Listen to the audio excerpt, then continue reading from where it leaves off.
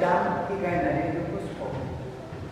Tega se posebno dobro zaveda naš spočutnik, ki je moral kar malo odmisliti svojo bolezen in pa tudi vsi, ki smo pripravljeni po slovesnosti.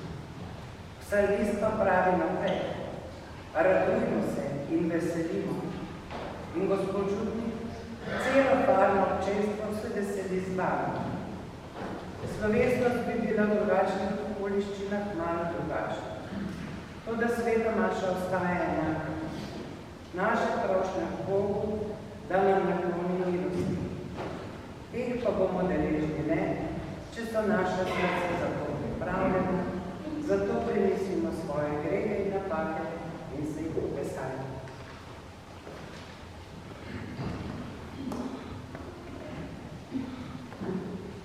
Vsemogočnemu Bogu in v